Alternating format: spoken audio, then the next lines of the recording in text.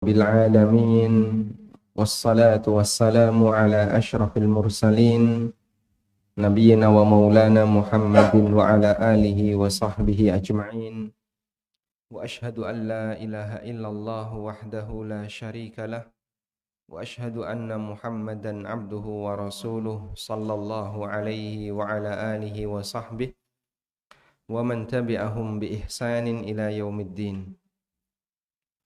Alhamdulillah, puji syukur kita haturkan kehadirat Allah Subhanahu wa taala. Di kesempatan pagi hari ini kembali kita melanjutkan sesi yang ke berapa ini? Yang ke-10, insyaallah. Dari rangkaian kegiatan pesantren Kilat Lansia angkatan yang ke-6, dan insyaallah nanti yang akan kita angkat berkaitan dengan bagaimana cara melaksanakan sholat yang benar.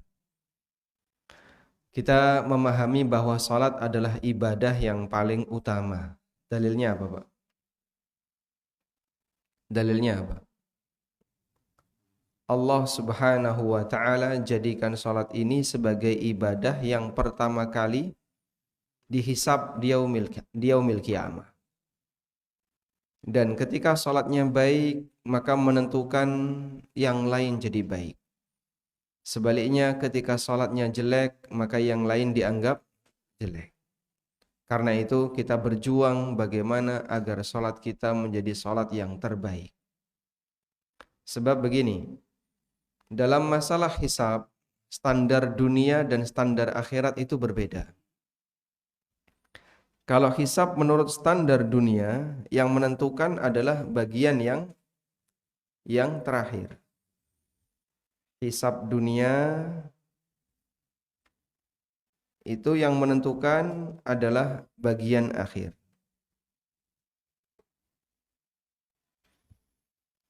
Berdasarkan sabda Nabi sallallahu alaihi wasallam, "Innamal a'malu bil khawatim." Innamal a'malu bil khawatim.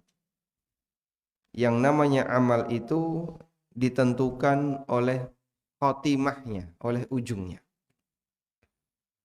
Kalau ujungnya baik, maka yang lain dianggap baik. Dan sebaliknya. Kita semuanya punya masa silam. Saya punya masa silam, bapak-bapak punya masa silam.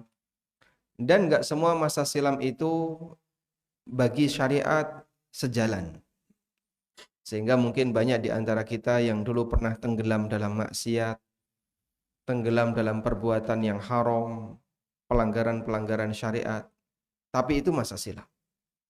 Bahkan jangankan kita, orang-orang soleh saja mereka juga punya masa silam. Umar bin Khattab pernah jadi orang musyrik. Demikian pula sahabat-sahabat yang lain, mereka pernah jadi orang musyrik. Maka kita tidak berbicara masa silam, tapi kita bicara untuk perbaikan di masa mendatang dan apa yang saat ini sedang kita lakukan. Dari sinilah semua orang punya kesempatan untuk apa? Bertaubat kepada Allah. Punya kesempatan untuk memperbaiki diri. Sebab Allah Subhanahu wa ta'ala membuka pintu taubat sangat luas bagi para hambanya. Allah Ta'ala berfirman, "Qul li'ibadiyalladzina asrafu ala anfusihim la taqnatu min rahmatillah. Innallaha yaghfirudz dzunuba jami'a." Katakanlah wahai Muhammad, li'ibadiyalladzina asrafu ala anfusihim, sampaikan kepada para hambaku yang dia tenggelam dalam perbuatan maksiat. La taqnatu min rahmatillah. Jangan pernah putus asa dari rahmat Allah. Innallaha yaghfirudz dzunuba jami'a, sesungguhnya Allah mengampuni semua dosa. Sehingga mungkin kalau ada sebagian di antara kita punya pengalaman pahit dalam masalah kesyirikan. Sehingga dulu pernah jadi penganut perdukunan, bahkan dukun itu sendiri. Semuanya punya kesempatan untuk bertobat. Karena dulu orang-orang musyrik di zaman Nabi SAW ketika mereka bertobat, mereka berubah menjadi pahlawan-pahlawan dalam Islam. Ini kaitannya dengan masalah di dunia. Karena itulah perjuangan kita untuk menjadi orang yang baik itu sampai kapan jemaah? sampai mati. Dan untuk mengiringi perjuangan jadi orang baik itu adalah dengan belajar. Orang akan bisa bertahan dalam kebaikan selama dia masih mau belajar. Sebab pengendali manusia itu apa? Akidahnya, keyakinannya. Akidah dan keyakinan itu dikendalikan oleh ilmu.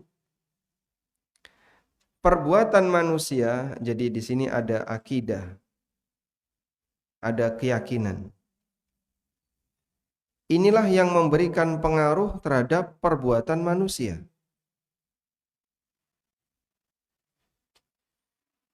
Maka kita bisa lihat ya, terkadang manusia itu melakukan perbuatan yang nggak masuk akal, tapi mau. Sehingga bagi orang lain yang memandangnya, yang melihatnya, ini aneh. Orang masuk akal, kenapa dilakukan? Contoh ya, ada orang yang rebutan kotoran kebo. Di mana ini, Pak? Kalau pas tanggal 1 Suro nih ya, 1 Muharram, kebo boleh diarak, Pak. Diikuti banyak orang. Yang namanya kebo, Pak. Kebo sama menungso kan nggak bisa dibandingkan, Pak ya. Harusnya kan kebo melu menungso, ini menungso nyusu kebo. Kebo nyusu gudel, nyusu kebo. Sehingga manusia ini di belakang ngikuti kemana kerbau ini berjalan. Begitu nelek, ya, kebo ini keluar kotoran, rebutan. Subhanallah. Kita yang melihat itu, ini akalnya di mana? Orang melakukan kegiatan yang nggak masuk akal, tapi dia melakukannya dengan semangat. Kenapa? Karena faktor keyakinan. Makanya bagi orang yang nggak punya keyakinan itu, dia akan memandang ini sebagai sesuatu yang aneh. Sebagai sesuatu yang nggak masuk akal. Saya belum berbicara masalah agama di sini. Kita baru berbicara ranah perbuatan manusia. Seperti misalnya contoh kemarin ya. Waktu di Mandalika ada pawang yang dia senam sendirian di tengah apa? Namanya apa? Sirkuit ya, di tengah sirkuit. Lalu dia melakukan gerakan-gerakan ritual yang dia lakukan. Bagi orang Eropa yang nggak punya keyakinan semacam ini, itu kan jadi anekdot, Pak. Dibuat gambar, dibuat karikatur, terus ditiru-tirukan. Sehingga itu malah menjadi lelucon bagi mereka. Wong Indonesia zaman teknologi masih ada kayak gitu. Mereka tidak beragama. Orang-orang Eropa itu tidak beragama, ateis mereka. Tapi melihat ini, logika mereka menolak. Sebab mereka tidak punya keyakinan kayak gitu, Pak. Tapi bagi mereka yang punya keyakinan bahwa pawang hujan ini bisa mengendalikan hujan, itu Masya Allah, mantap sekali melihat suasana kayak gini. Maka orang terkadang bisa melakukan perbuatan di luar nalar, di luar logika karena keyakinan. Itulah hebatnya keyakinan. Anda kalau perhatikan ya, aktivitas orang-orang Syiah yang sudah sampai sangat parah. Tokoh agamanya itu Pak, karena mereka kan punya ilmu-ilmu kebal ya, kayak Debus dan kawan-kawannya itu. Tokoh agamanya, ada videonya itu. Disobek perutnya Pak. Disobek perutnya ya. Kemudian dikeluarkan ususnya atau mungkin lambungnya, terus disobek, kotorannya dikeluarin. Ketika kotorannya dikeluarin dari perutnya itu, rebutan para pengikutnya, Pak. Rebutan diusap-usapkan di badannya. Ini adalah kotoran walinya, gurunya. Ngalah berkah dengan kotoran manusia. Padahal itu barang najis. Najis itu kan dibuang, bukan dijadikan sebagai alat keberkahan. Kenapa dia mau seperti itu, Pak? Kenapa dia mau seperti itu? Keyakinan. Sehingga orang melakukan perbuatan di luar nalar dan logika karena keyakinan. Makanya keyakinan ini perlu untuk dikendalikan. Ini kalau salah, Pak, ngawur jadinya. Sehingga di sini perlu untuk dikendalikan. Dan pengendali keyakinan adalah ilmu. Ilmu apa? Tergantung sumbernya. Kalau dia mengambil sumber dari kitab Darmo Gandul ya nanti beda hasilnya. Kalau dia ngambil sumber dari Serat Centini ya nanti juga beda hasilnya. Alhamdulillah Allah Subhanahu wa taala memberikan kita panduan. Ilmu ini adalah ilmu yang berasal dari pencipta kita, Allah Subhanahu wa taala. Itulah Al-Qur'an dan Sunnah. Karena itu upaya pembersihan batin yang dilakukan oleh seorang hamba tidak bisa dilakukan dengan cara hanya merenung saja, ngeliatin langit, ada apa di langit? Ada manuk doro. Munggah mundur. Allah sudah sediakan. Sehingga Anda tinggal pelajari apa yang sudah disampaikan dalam Al-Quran maupun hadis Nabi SAW. Kalau nggak bisa secara langsung, panduannya adalah bukunya para ulama. Seperti apa sih keyakinan yang harus kita miliki? Dengan cara itu kita akan membersihkan kotoran-kotoran batin yang ada pada diri kita. Sebab orang yang mendapatkan kasih sayang Allah di akhirat adalah yauma la yanfa'u malu wala banun illa man atallaha biqalbin salim. Pada hari di mana harta dan anak enggak ada manfaatnya, enggak ada gunanya. Illa man atallaha biqalbin salim, kecuali orang yang datang menghadap Allah dengan hati yang salim. Hati yang salim artinya apa? Hati yang selamat dari kotoran. Sebagaimana keterangan Al-Hafidz Ibnu Katsir dalam tafsirnya, qalbun salim adalah hati yang selamat sehingga kotoran-kotoran terhadap tauhid la ilaha illallah itu tidak ada. Dia punya iman yang kuat. Dan kotoran terhadap prinsip syahadat Muhammad Rasulullah dibersihkan. Dia punya semangat untuk ittiba, mengikuti Nabi SAW dengan maksimal. Jadi setiap kali dia beramal itu pertanyaan pertama yang ada dalam benaknya adalah dalilnya mana? Sebab yang namanya amal itu butuh panduan. Mohon maaf kalau nggak ada panduannya, kalau nggak ada dalilnya, kami belum mau untuk melakukannya.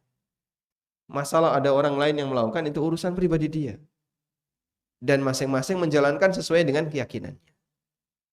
Itulah yang menjadikan kita kenapa wajib belajar ilmu akidah.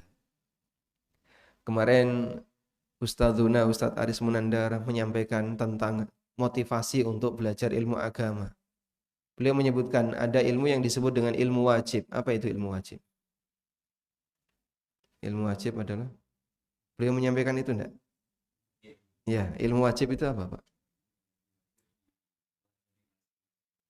Ilmu yang wajib dipelajari oleh setiap muslim, oleh semua orang. Batasannya apa ilmu wajib? Ilmu? Iya, itu hukumnya harus dipelajari. Wajib itu harus dipelajari. Yang menjadi pertanyaan, yang kayak gimana sih ilmu yang wajib dipelajari itu? Nggih? Al-Quran dan Sunnah. Yang diistilahkan dengan ilmul hal. Ada istilah itu? Boleh nyinggung itu? Ilmul hal. Ya. Ilmu wajib adalah ilmul hal. Apa sih yang dimaksud dengan ilmul hal? Inilah ilmu hakikat yang seharusnya diketahui oleh setiap muslim. Ilmul hal. Ilmu yang berkaitan dengan kondisi masing-masing individu. Kondisi masing-masing individu.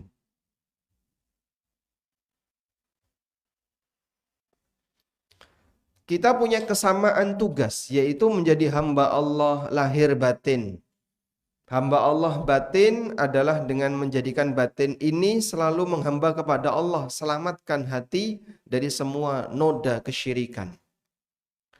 Noda amalan yang tidak diajarkan. Sebagaimana keterangan Ibnu Katsir. Coba kita buka yang keterangan Ibnu Katsir ya. Makna dari qalbun salim. Allah Subhanahu wa taala berfirman, "Yauma la yanfa'u malun wala banun illa man atallaha biqalbin salim." Pada hari di mana harta dan anak tidak ada gunanya Padahal dulu dibanggakan manusia.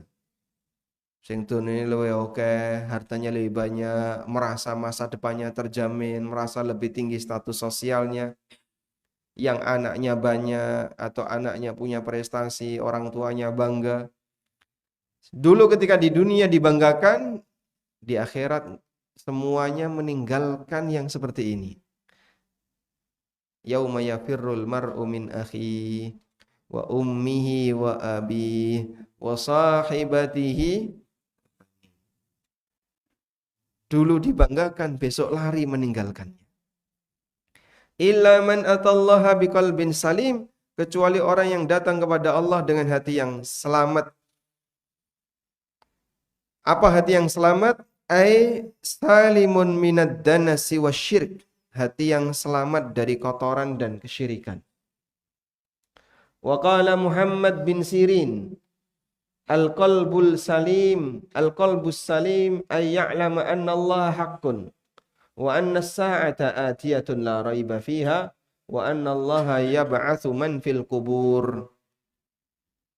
Hati yang selamat adalah hati yang yakin bahwasanya Allah itu yang paling berhak untuk disembah. Dia yakin kalau kiamat pasti akan datang dan Allah akan membangkitkan siapapun yang ada di dalam kubur. Wa qala Ibnu Abbas, dan kata Ibnu Abbas, illa man atallaha biqalbin salim hayyun yashhadu an la ilaha illallah. Hati yang selamat adalah hati yang hidup, yang dia menjaga persaksian la ilaha illallah. Sebab orang yang dalam hatinya tidak ada la ilaha illallah, atine mati. Wa qala Al-Hasan wa Muhammad wa Mujahid, qalbun salim artinya adalah salimun minasyirk. Kata Sa'id Ibn Musayyib, al-qalbus salim adalah qalbus sahih, hati yang sehat. Itulah hati orang mukmin, sebab hatinya orang kafir dan munafik itu maridun, hati yang sakit. Fi qulubihim maradun, dalam hati mereka ada penyakit.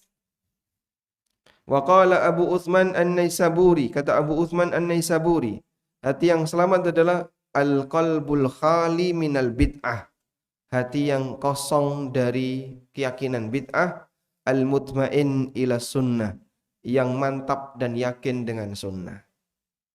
Perjuangan kita seperti itu agar kita bisa menghadap kepada Allah Subhanahu wa taala biqalbin salim.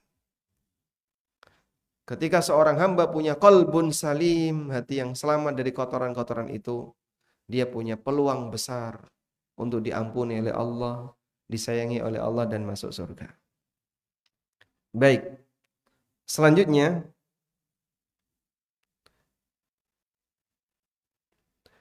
hisab di akhirat. Hisab di akhirat itu yang menentukan adalah bagian awal. Penentu itu di bagian awal.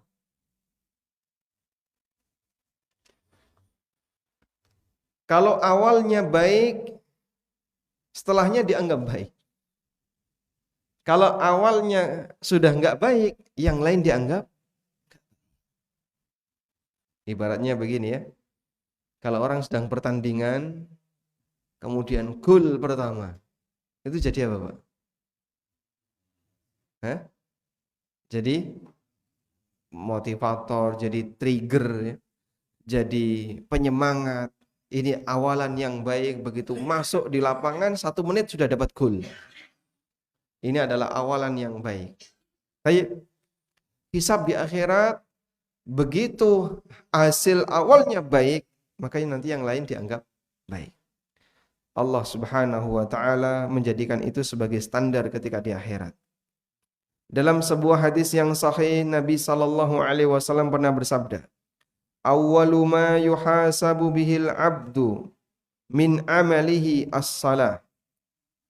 Amal pertama yang nantinya akan dihisab oleh Allah di hari kiamat adalah salat. Fa in kana akmalaha, kalau dia menyempurnakan salatnya, kutibat lahu kamilatan, maka akan dicatat untuknya sebagai amal yang sempurna. Wa illam yukmilha, dan apabila salatnya tidak disempurnakan, qala Allahu tabaraka wa ta'ala li malaikatihi, maka Allah berfirman kepada para malaikatnya, hal tajiduna li 'abdi tatawwu'an tukmilu bihi ma dhayya'a min faridatihi. Apakah kalian jumpai hambaku ini punya amal sunnah sehingga kalian bisa sempurnakan kekurangan dari amal wajibnya? Kalau dia punya amal sunnah, maka amal sunnah itu, salat sunnah itu pahalanya dipakai untuk nambali pahala salat wajib yang kurang. Masya Allah. Ada orang yang bertanya, Pak, dulu saya waktu masih nakal itu sering meninggalkan sholat. Apakah saya harus qadha sholat itu? Selama berapa lama jenengan tidak sholat? Ya kurang lebih dari SMP sampai lulus kuliah. Lumayan itu ya. 6 tahun tambah 4 tahun 10 tahun. Itu kalau kuliahnya cepat ya. Nih, kalau dia jadi mahasiswa abadi ya lama. Minimal 10 tahun. Insya Allah Anda meninggalkan sholat selama 10 tahun. Terus gimana Pak? Apakah saya harus qadha? Saya sudah merasa gerah dengan dosa ini. Andai pun Anda qadha, tidak sah. Loh kenapa kok tidak sah? Wong ini usaha saya untuk berbuat baik. Karena Anda sholat di luar waktu. Dan sholat itu harus dikerjakan tepat waktu. Inna salata kanat 'alal mu'minina kitaban mawquta. Sesungguhnya salat itu kewajiban bagi mukmin yang sudah kitaban mawquta, yang sudah ditetapkan waktunya. Sehingga salat duhur 5 tahun yang lalu dikerjakan sekarang, gimana Pak? Itu tidak sah. Jangankan 5 tahun yang lalu, salat subuh kemarin Pak, dikerjakan sekarang, sah atau tidak? Mas, sudah telat Mas. Waktunya kemarin. Maka Anda tidak punya kesempatan untuk itu. Sebab yang namanya qadha itu harus punya alasan. Qadha wajib punya alasan. Kenapa Anda mengqadha? Harus ada alasannya. Kalau tidak ada alasan, nggak boleh qadha. Saya qadha sholat karena ketiduran. Boleh Pak? Saya qadha sholat karena kelupaan. Saya qadha puasa karena kemarin haid, tidak bisa melaksanakan puasa. Karena kemarin sakit, karena kemarin nifas untuk ibu-ibu. Sehingga dia mengqadha karena punya alasan. Tapi kalau tidak punya alasan, tidak ada qadha. Karena itu yang diizinkan oleh Nabi SAW, orang yang boleh qadha salat hanya orang berikut. Coba kita lihat hadisnya. Man nama an salatin au nasiyaha. Dalam sebuah hadis yang sahih, Rasulullah sallallahu alaihi wasallam bersabda,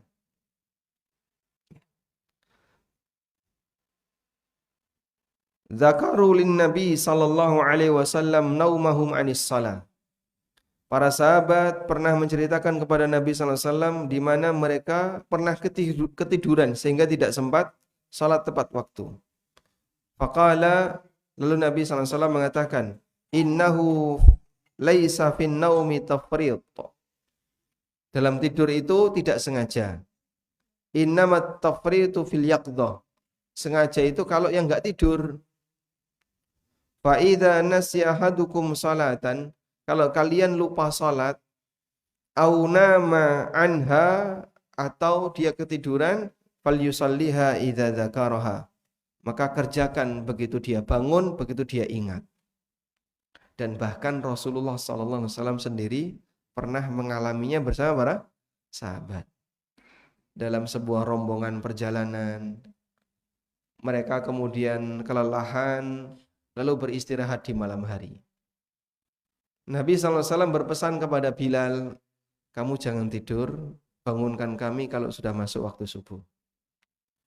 Lalu semua rombongan tidur, kecuali Bilal. Tapi namanya juga orang capek. Bilal ngantuk, melu turu Pak. Bilal juga tidur. Sehingga satu rombongan ini semuanya tidur. Dan orang yang pertama kali bangun adalah Rasulullah SAW karena terkena sinar matahari. Beliau terbangun membaca istirja innalillahi wa inna ilaihi rajiun. Karena sudah kelewatan tidak sholat subuh. Sahabat kemudian semuanya terbangun. Akhirnya beliau pindah tempat terus sholat subuh di saat matahari sudah terbit. Itu yang dimaksud mengqadha karena punya uzur. Apa uzurnya? Ketiduran. Apa uzurnya? Lupa. Ada yang lupa misalnya. Kayaknya tadi sudah saya jamak. Musafir misalnya. Merasa sudah dijamak. Udah. Begitu mepet maghrib. Teringat. Enggak kok. Tadi saya enggak jamak. Sudah mepet maghrib. Langsung dia wudhu. Selesai wudhu. Adzan maghrib. Apa yang harus dilakukan oleh orang ini? Segera sholat asar. Anda ingat sekarang belum sholat asar, maka segera sholat asar. Baik. Kalau dalam kondisi normal seperti ini, barangkali kita tidak mengalaminya. Tapi orang kalau sedang sakit, Pak, sering mengalami kayak gini, Pak. Syariat Allah Subhanahu wa Ta'ala berlaku bagi semua. Walhamdulillah. Maka syariat itu tidak hanya berlaku bagi orang yang sehat saja, yang sakit juga dirangkum dalam syariat itu. Sehingga orang yang sakit di ruangan ICU nggak ada yang bisa melihat, nggak ada yang bisa nengok, nggak ada yang bisa ngingetin, ya. Badan penuh dengan selang. Itu ketika dia bangun, sayup-sayup terdengar adzan, bingung ini adzan apa? Orang ngerti mongso kok ya. Dia nggak tahu waktunya kapan. Dan real itu Pak, banyak orang yang sakit kayak gitu. Alhamdulillah masih punya semangat sholat. Akhirnya bingung, terdengar adzan, adzan apa ini? Nah, ya soalnya kan semuanya sama kan. Kan enggak ada atau muadzin sholat duhur, sholat asar kan enggak ada. Kecuali subuh ada as-sholatu khairum minan naum. Tapi namanya orang sakit terbangunnya bisa jadi siang hari. Bisa jadi maghrib dia baru sadar bangun. Cuman suasana di situ lampu semua. Semuanya lampu. Lihat ke jendela enggak bisa membedakan siang malam sudah. Kesadaran sudah tinggal 5 watt ya. Wis redup-redup, tenaganya juga lemes. Di saat itu ketika masih ada semangat untuk beribadah kepada Allah, bingung dia. Kemarin tuh ada ibu-ibu yang saya cerita seperti ini terus dia ingat suaminya, nangis beliau. Yang Bapak sampaikan persis seperti suami saya waktu di ICU. Sampai suami saya itu minta jam. Mbok aku disediani jam taruh di dinding di ruangan ICU. Biar nanti ketika sadar tuh lihat jam. Terdengar adzan lihat jam, nah, cocok. Jam 6. Iki jam 6 subuh atau jam 6 maghrib? Orang no subuh jam 6 ya. Baik. Dari situlah seorang hamba ketika dia punya ketergantungan batin kepada Allah, dia akan punya semangat untuk selalu menjaga sholat. Dan Masya Allah, coba Pak, lihat hadis ini. Saya ketika membaca hadis ini, ya sangat tersentuh. Jadi, ada orang yang dia minta izin kepada Allah Subhanahu wa Ta'ala.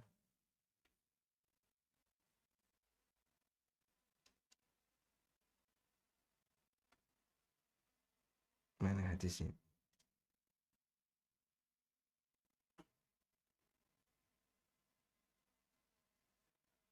Masya Allah ini.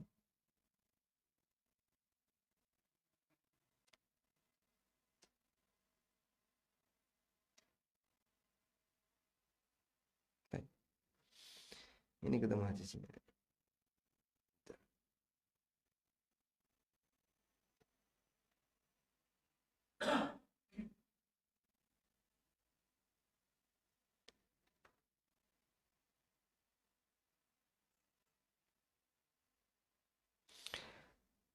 Hadisnya dari sahabat Jabir bin Abdullah radhiyallahu anhu.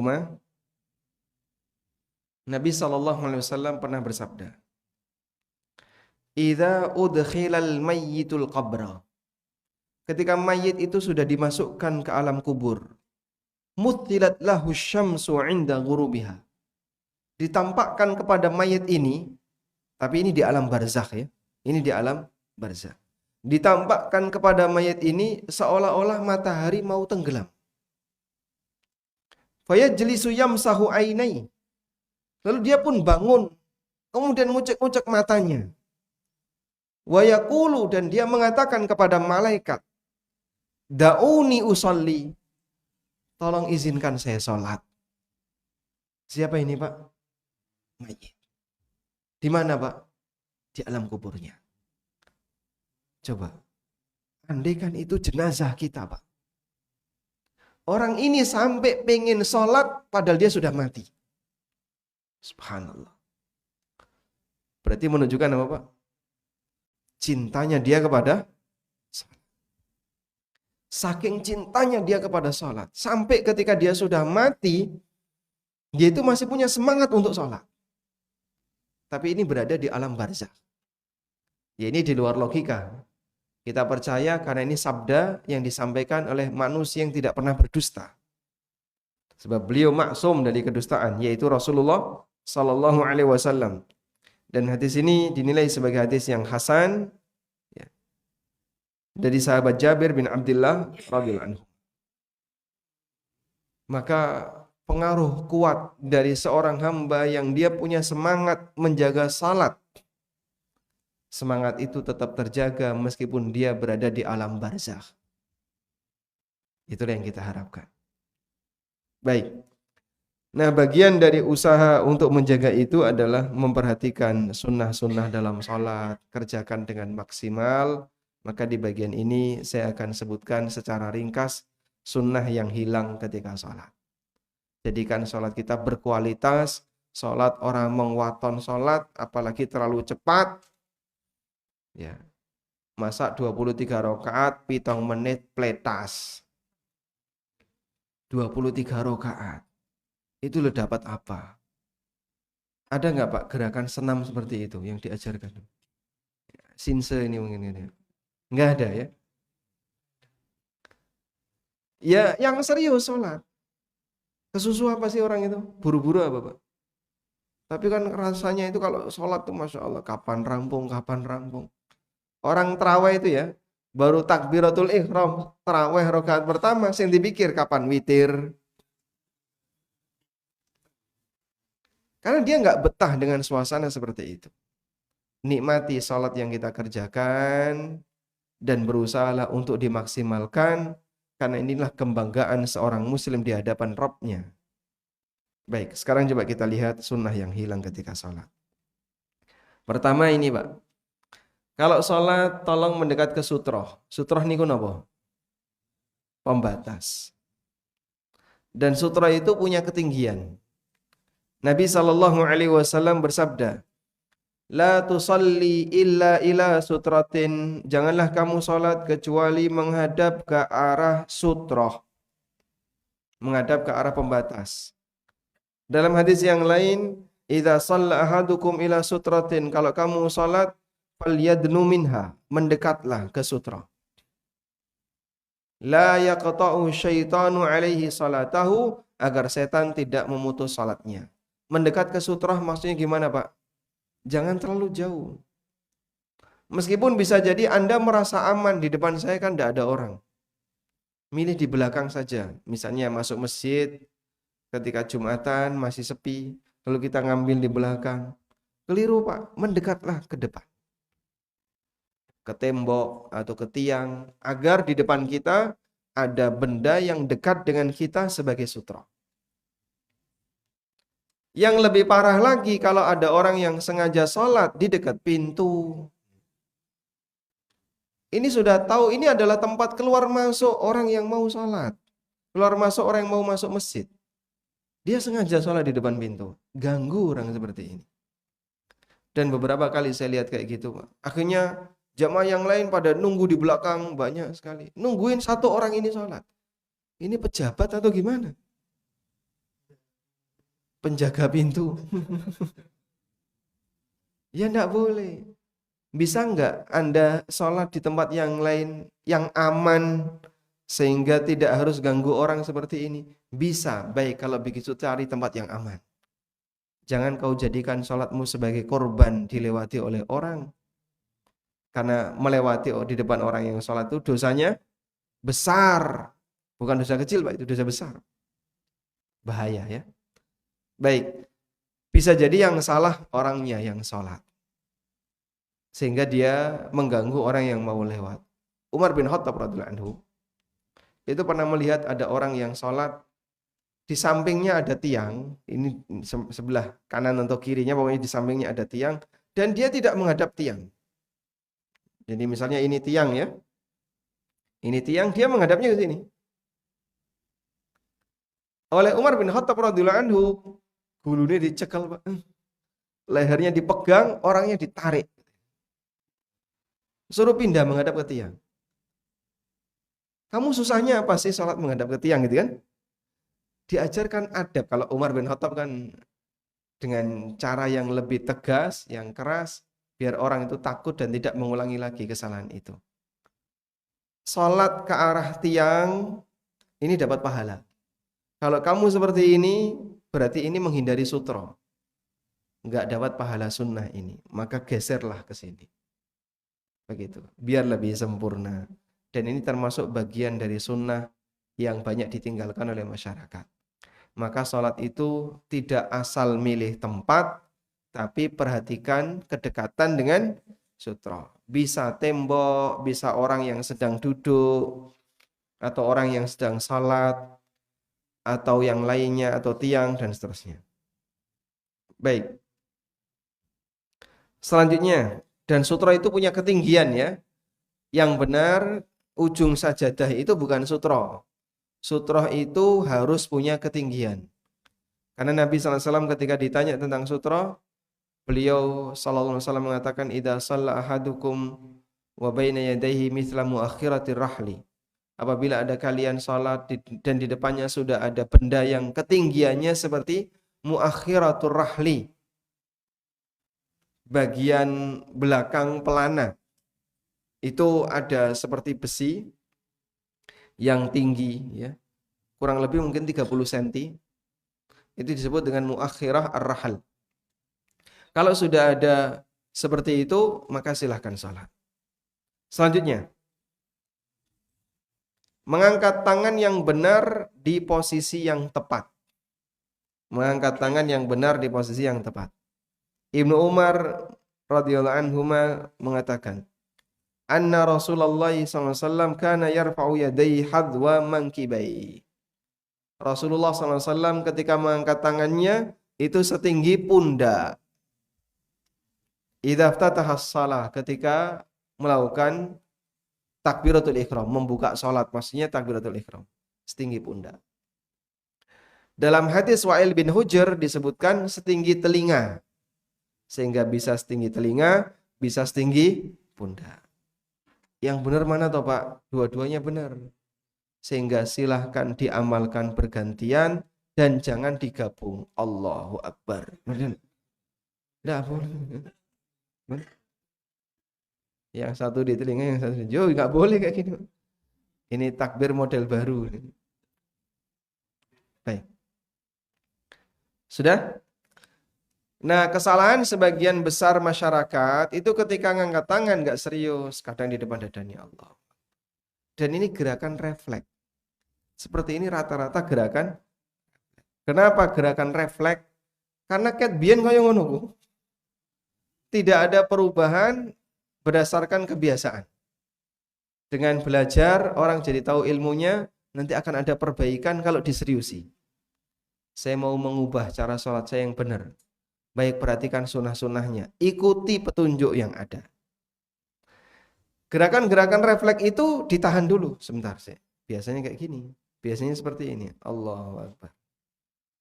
Karena dia nggak sadar. Ngangkat tangan tapi tidak sempurna. Ya meskipun ini hukumnya sunnah. Lakukan dengan sempurna, insya Allah lebih bagus. Selanjutnya, sesekali ngangkat tangan sebelum sujud. Posisi mengangkat tangan dalam sholat yang diceritakan oleh Ibnu Umar itu ada di 3 tempat.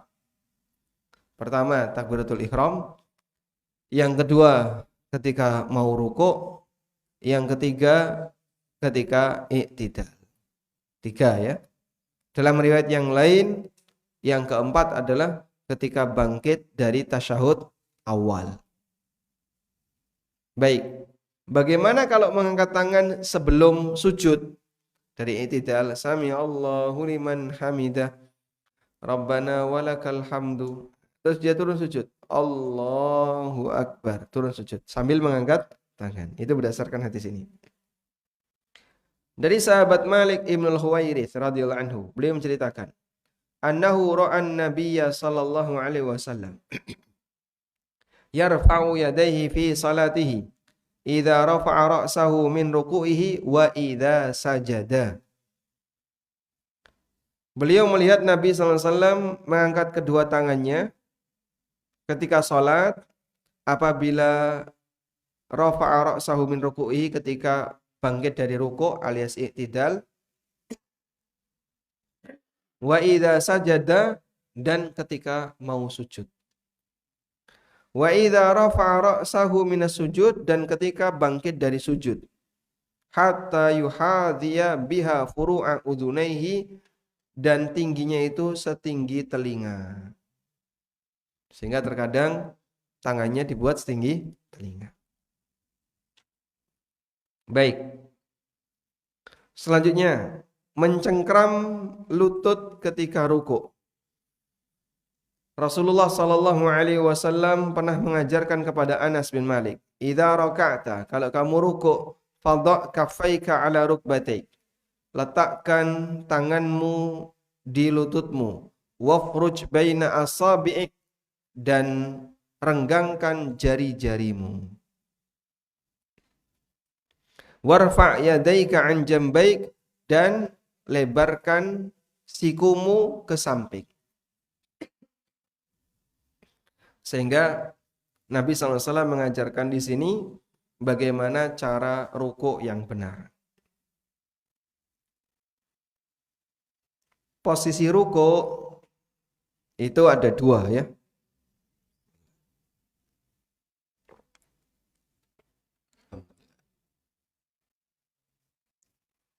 Posisi tangan ketika rukuk itu ada 2, Pak. Posisi tangan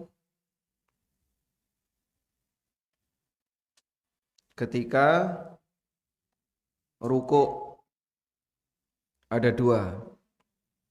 Yang pertama yang disebut dengan tatbik.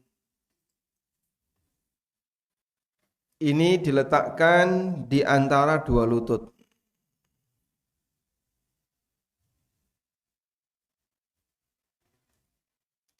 Yang kedua, posisi lutut. Kita aja. Namanya apa, Pak? Tidak tahu saya. Pokoknya namanya saya kasih nama posisi lutut. Kita aja. Ya, ini diletakkan di lutut. Mencengkram lutut.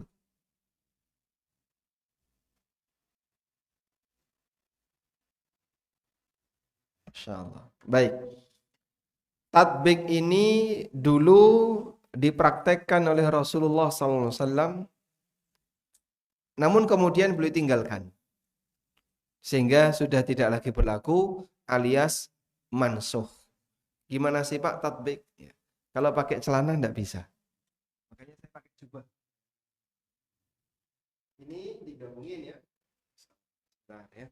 Kameranya ada di sini ya. Ini digabungin ya. Oh. Lalu tangan, kedua telapak tangan yang digabungkan itu ditaruh di antara 2.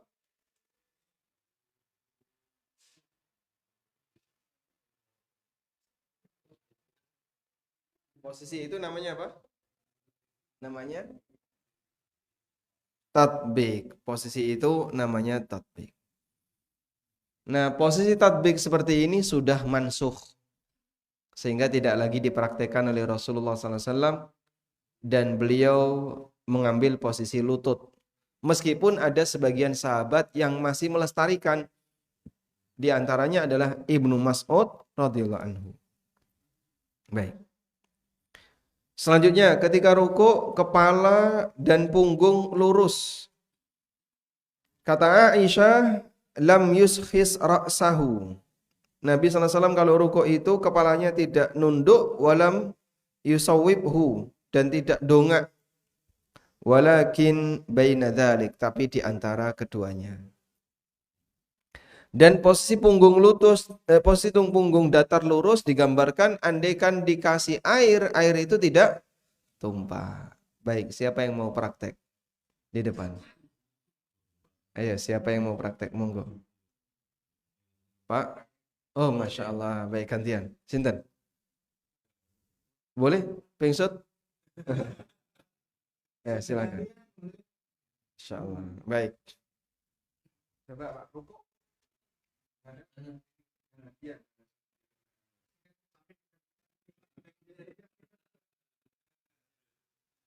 Sudah lurus belum?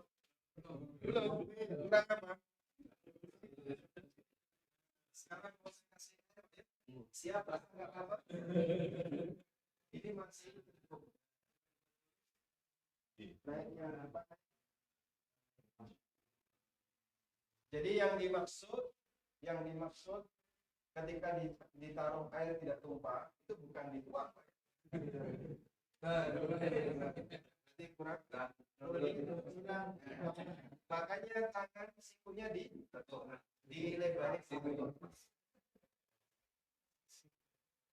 Insyaallah baik. Sanggup berapa lama, Pak?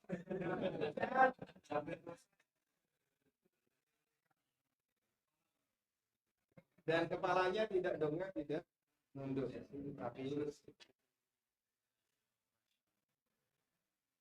Pak Dokter mau coba?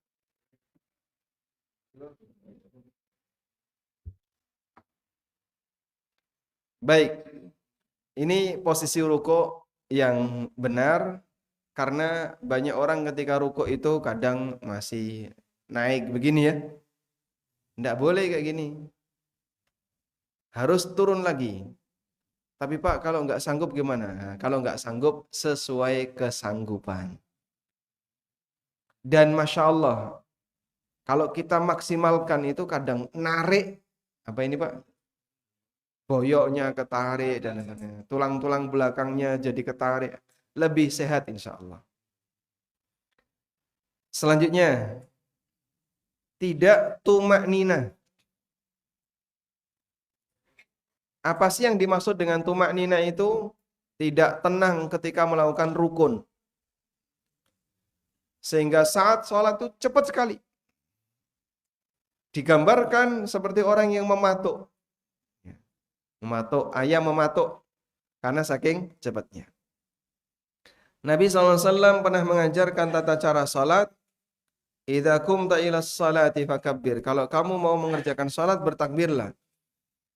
Tsumma qra' ma tayassara ma'aka minal Qur'an. Lalu baca Al-Quran yang mudah bagimu. Tsumma rka' hatta tatma'inna raki'an. Kemudian lakukanlah rukuk hatta tatma'inna. Sampai kamu tumakninah dalam posisi rukuk. Kemudian lakukanlah i'tidal, kemudian sujud hatta tatma'inna sajidan, sampai kamu sempurna sujud. Nah, kemudian ketika tumanina itu baca doa rukuk dan sujud minimal sekali. Maksimal berapa kali enggak ada batas. Mau lama silakan. Ya? Tapi minimal sekali. Orang ini ketika diajari Nabi SAW, dia ternyata tidak tumak ninah dalam sholatnya. Maka oleh Rasulullah SAW diajarkan, hatta tatma'in, lakukanlah dengan tumak ninah, lakukanlah dengan tumak ninah. Karena kalau tidak tumak ninah, sholatnya batal. Seperti apa sih Pak batalnya sholat kalau orang tidak tumak ninah?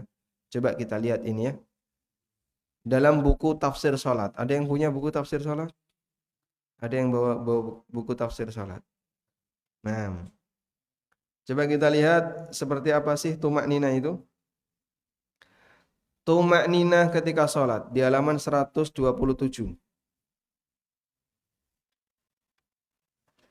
Baik. Saya bacakan riwayat ini. Di halaman 127.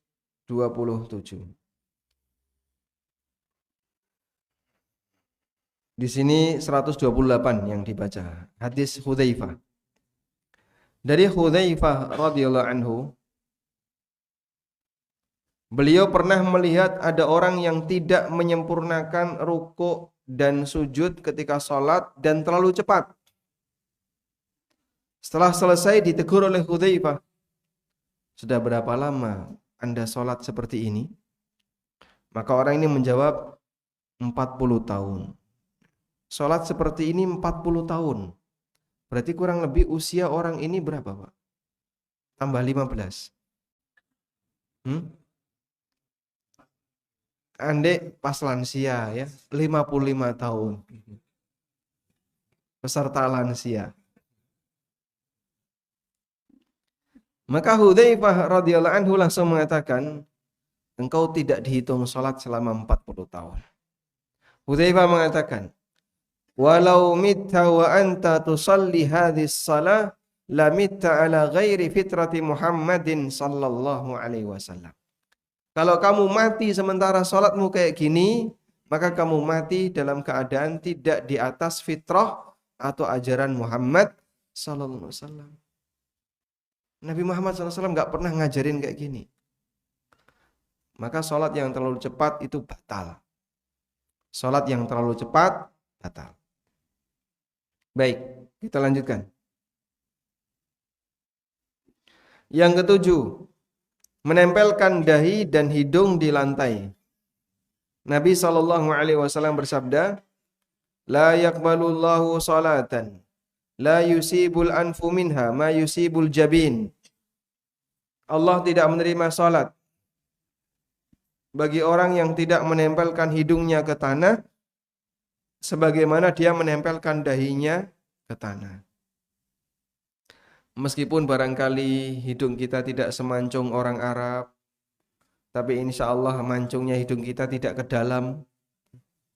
Sehingga kalaupun sujud masih tetap bisa nempel tanah, bisa nempel lantai. Karena itu ketika sujud jangan begini ya. Tapi hidungnya disentuhkan. Baik. Dan hukum menyentuhkan hidung di sini memang ulama beda pendapat. Ada yang mengatakan hukumnya anjuran dan ada yang mengatakan wajib. Karena Nabi SAW ketika menyebutkan tentang 7 anggota sujud, beliau menyentuhkan dahi dan hidung dengan tangan beliau, mengisyaratkan bahwasanya hidung bagian dari anggota sujud. Selanjutnya, meletakkan kedua tangan di lantai sejajar dengan pundak atau telinga ketika sujud. Dari Abu Humaid, beliau menceritakan cara sujud Nabi SAW. Thumma sajada fa'amkana anfahu wa jabhatahu wa nahha yadayhi an janbayhi wa wada'a kaffayhi hadwa mankibaihi. Kemudian beliau sujud, beliau letakkan hidungnya dan dahinya. Beliau bentangkan kedua tangannya ke samping dan beliau letakkan kedua tangannya sejajar dengan pundaknya. Dalam riwayat yang lain sejajar dengan telinganya. Lalu dirapatkan jari-jari tangan dan dihadapkan ke arah kiblat.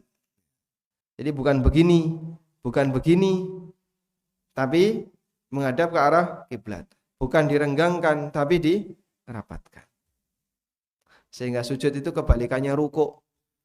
Kalau rukuk tangan direnggangkan mencengkram lutut, kalau sujud tangan dirapatkan menghadap kiblat. Wa'il bin Hujr bercerita, kana idza raka'a farraja asabi'ah. Nabi SAW ketika rukuk beliau bentangkan asabi'ah, jari-jarinya. Kalau rukuk jari-jarinya dibentangkan. Wa idza sajada dhamma asabi'ah. Kalau sujud jari-jarinya dirapatkan. Selanjutnya, menghadapkan jari kaki ke kiblat. Menghadapkan jari kaki ke kiblat. Caranya gimana jari kaki biar menghadap ke kiblat? Ditekuk, betul sekali ya. Jari kakinya ditekuk. Sehingga ketika sujud, jari kakinya ditekuk. Sakit ya Pak. Sakit itu karena nggak biasa. Tapi kalau sering dilatih, nanti lama-lama akan jadi nyaman. Latihannya gimana caranya Pak? Ya mungkin jinjit-jinjit dulu sebentar. nanti jinjit lagi agak lama. Nanti ketika sudah kira-kira kuat, bagi yang jarinya lama nggak ditekuk, Anda praktekkan itu dalam sujud, Masya Allah Pak. Efeknya bagus untuk keseimbangan, untuk organ keseimbangan. Saya dapat ini dari Pak Dr. Zainal Muttaqin ya.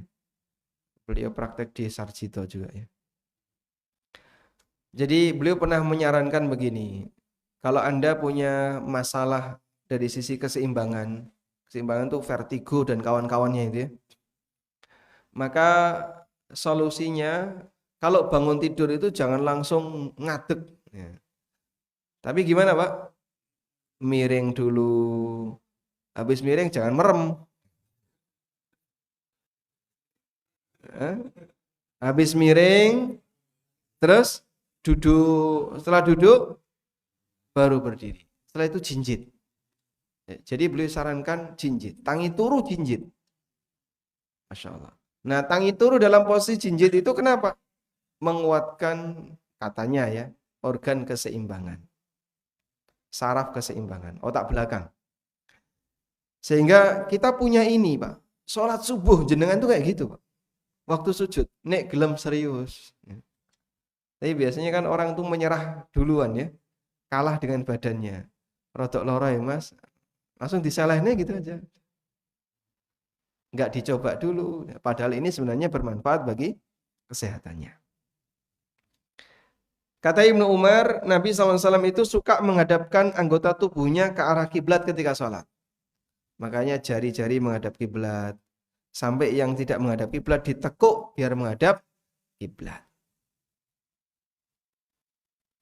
Selanjutnya, merapatkan tumit. Tumit ketika sujud dirapatkan, bukan direnggangkan. Sehingga posisi kaki, telapak kaki ketika sujud itu rapat. Aisyah bercerita, faqadtu Rasulullah SAW. Aku kehilangan Rasulullah SAW, padahal tadinya beliau tidur di sampingku. Fawajadtuhu sajidan. Tangannya Aisyah gerayang-gerayang. Bojone kok hilang. Tangannya gerayang-gerayang. Ternyata beliau jumpai Rasulullah SAW sedang sujud. Rasan akibaihi, merapatkan kedua tumit beliau. Mustaqbilan bi atrafi asabi'il qiblah, dan menghadapkan ujung-ujung jari kakinya ke arah kiblat. Andaikan tidak rapat, maka tangan Aisyah tidak bisa menepuk dua kaki bersamaan. Tangan seorang wanita, Pak, bisa menyentuh dua kaki bersamaan itu berarti rapat. Kalau tidak kan berarti ombo banget tangannya. Baik.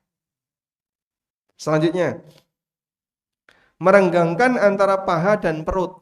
Paha dan perut direnggangkan. Maka kalau sujud tidak terlalu mepet, tapi dibuat agak merenggang. Abu Humaid bercerita, wa idza sajada farraja baina fakhidaihi ghaira hamilin batnahu ala syai'in min fakhidaihi. Nabi SAW kalau sujud, beliau renggangkan kedua paha tanpa sedikit pun menyentuh paha dengan perut beliau. Sehingga tidak terlalu mepet. Baik Pak. Ini kita baru nyinggung sujud saja, itu dalilnya detail kayak gini Pak. Makanya tidak ada manusia yang sejarahnya lebih lengkap melebihi Rasulullah SAW. Sahabat itu ceritanya detail-detail. Sampai gerakan driji aja diceritakan. Kalau kita ditanya, siapakah orang yang paling dekat dengan Bapak? Istri. Coba ceritakan istri Bapak jadi satu buku. Sirah istri. Kira-kira jadi nggak Pak? Hah? Berapa? 2 halaman. Yang satu bicara suka ngomel.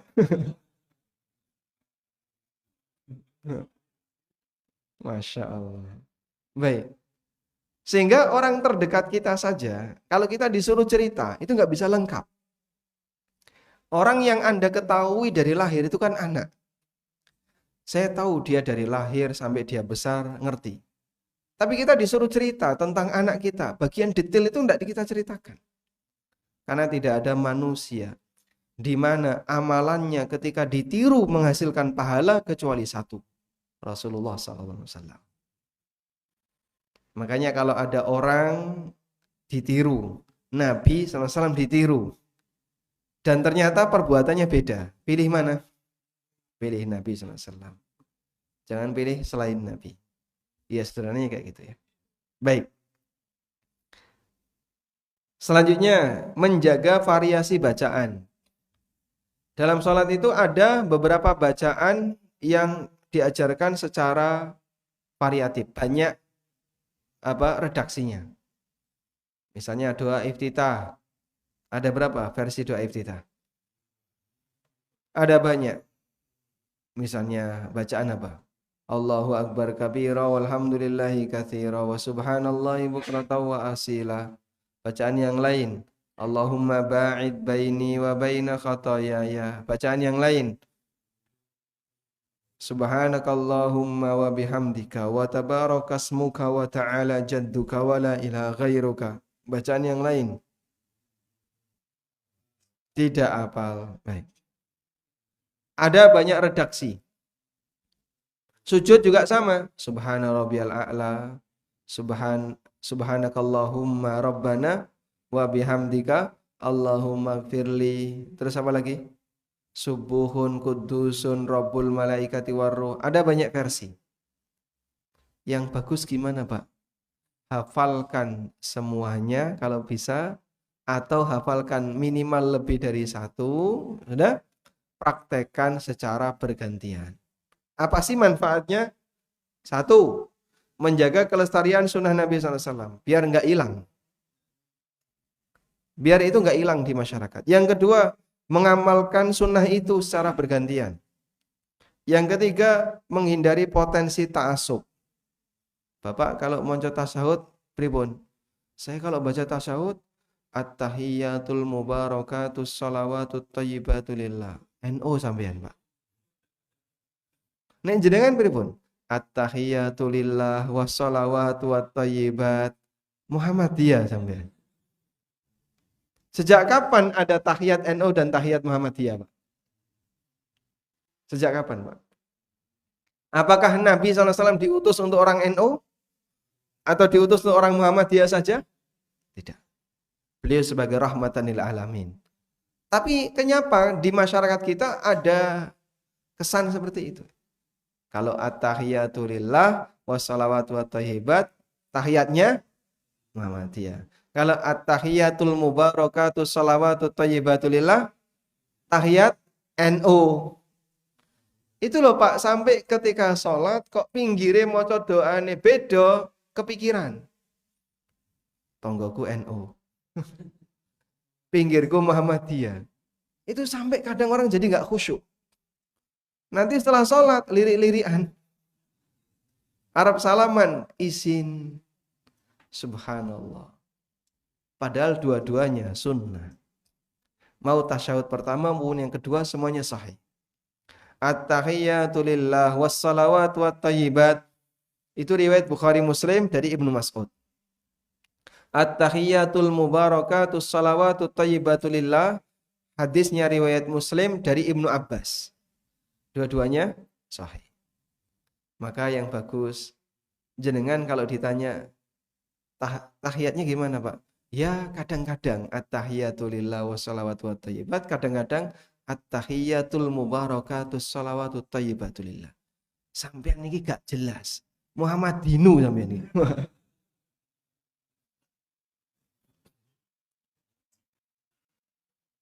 Saking di masyarakat itu kesan seperti ini sangat kuat ya.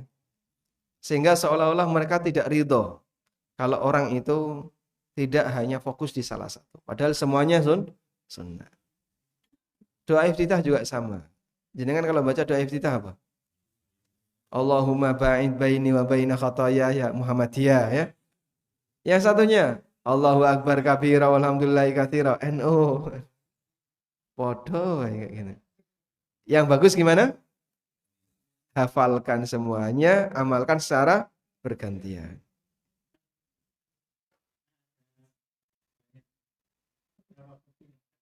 Hmm.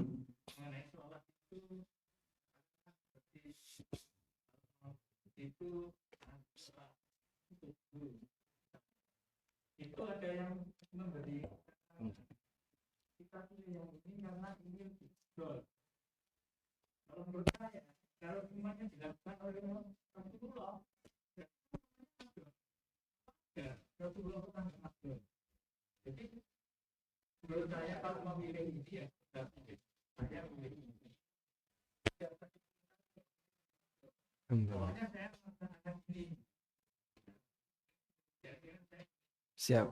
Baik. Itu dibahas di sini, Pak. Gerakan yang dilarang ketika sholat. Baik. Mohon bersabar dulu ya. Nah, sekarang kita akan lihat ini ya. Gerakan yang dilarang ketika sholat itu ada dua alasan. Pertama, karena meniru non-muslim. Yang kedua, karena meniru binatang. Sebab kita itu tidak boleh meniru makhluk yang lebih rendah derajatnya dibandingkan kita. Muslim dengan non-muslim itu derajatnya sama atau beda di hadapan Allah? Nah, sebagai makhluk Tuhan, kita punya derajat yang sama di hadapan Tuhan.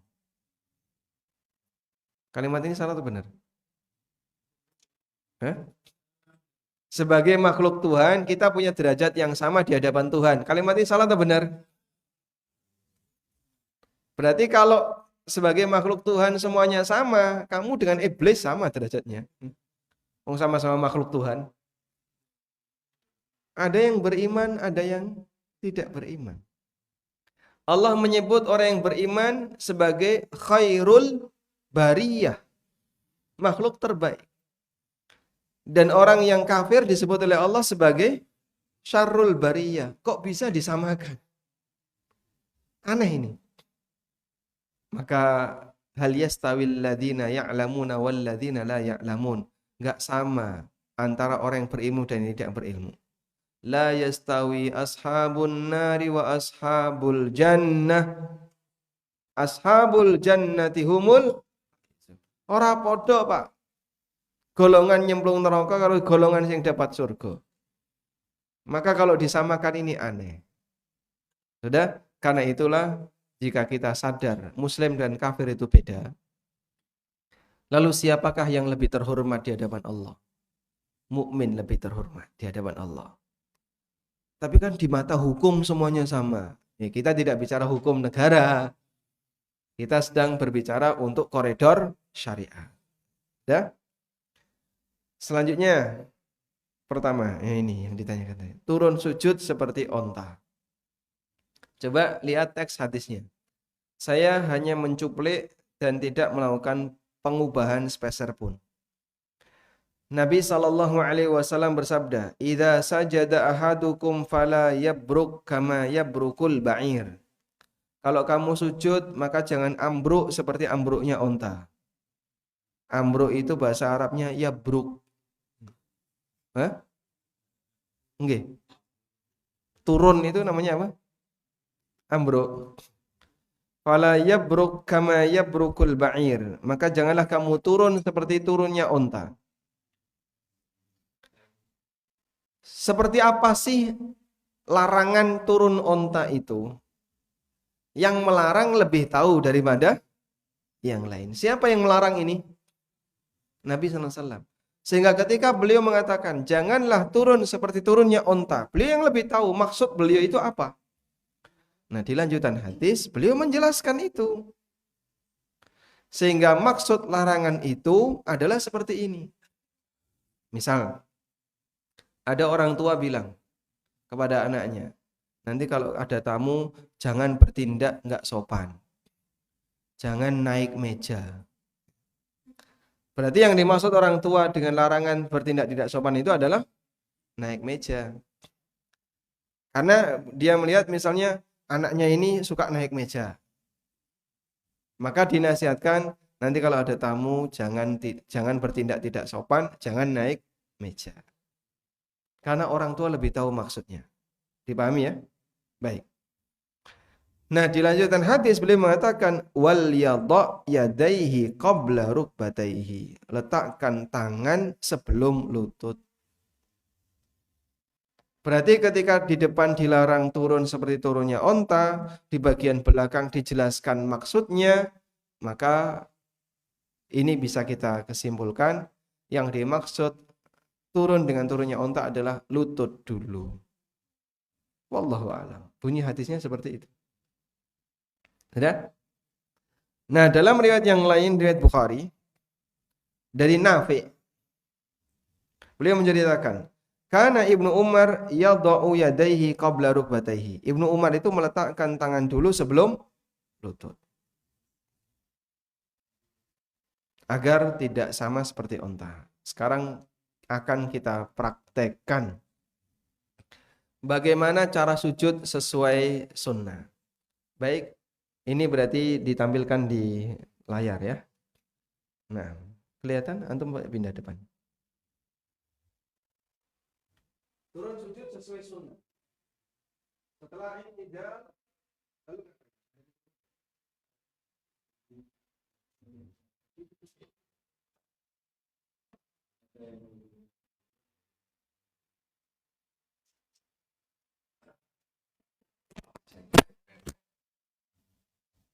karena kalau pemilik saya online protes biasanya. Turun sujud dari posisi berdiri ini tidak. Ini sudah sesuai sunnah belum? Belum ya, tidak pada kiblat. Tapi ini sedang mencontoh. Tidak. Ketika turun sujud, apa yang dibaca? Allahu Akbar sambil mengangkat Allahu Akbar, bergerak. Allahu Akbar, bergerak. Dahulukan tangan. Ketika tangan mendarat, mungkin posisi tangan dekat dengan lutut. Tapi tadi kan dianjurkan untuk sejajar dengan pundak. Maka Anda pindahkan sejajar dengan pundak. Direnggangkan antara paha dengan perut. Direnggangkan. Kemudian jari-jari tangan menghadap ke arah kiblat. Kakinya ditekuk jarinya, dirapatkan tumitnya. Kemudian direnggangkan sikunya. Jari kakinya dirapatkan ya. Jari kakinya ditekuk, tumitnya dirapatkan. Baik, insya Allah bisa kayak gitu? Bisa ya? Amin.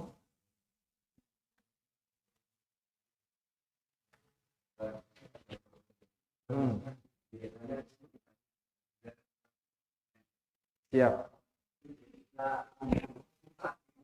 Ya. Baik. Jadi praktek ini hanya bisa dilakukan kalau kita sholat sendirian atau jadi imam. Atau di shaf pertama agar bisa maju. Cuman kan renggang tangan tetap tidak bisa. Kata Ustadz disuruh renggang, ngikut koncone. Ya Anda harus menyesuaikan. Ini maksudnya adalah tata cara apabila sholat sendirian atau jadi imam. Kalau sendirian jadi imam bisa. Tapi kalau jadi makmum tidak bisa. Harus menyesuaikan. Baik. Nah, nanti ada penjelasannya. Ada minimalis. Ada minimalisnya adalah siku jangan ditaruh di tanah dan jangan menjadi penyangga lambung. Sehingga siku tetap harus diangkat.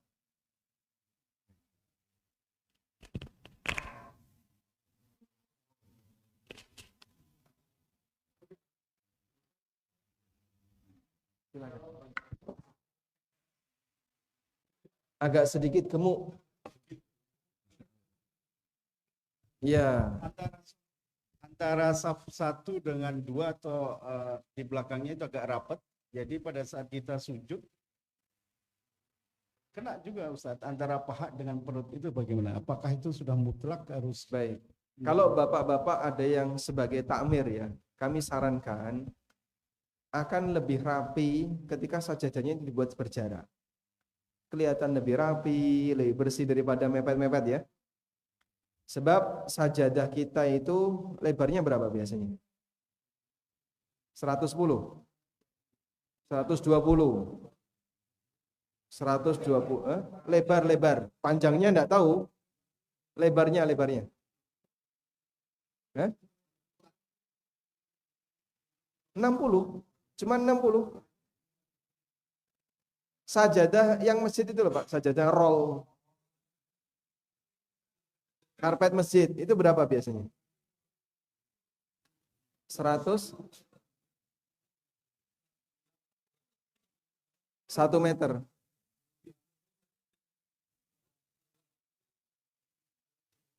Ini salah paham lah panjang dan lebar ya. Baik, ini kan karpet masjid panjang gini kan. Nah, lebar ini berapa ini? Lebarnya ini berapa? Sebentar ditampilin, Mas. Nah, yang lebar ini loh. Lebar ini berapa? Hah? Masa 60?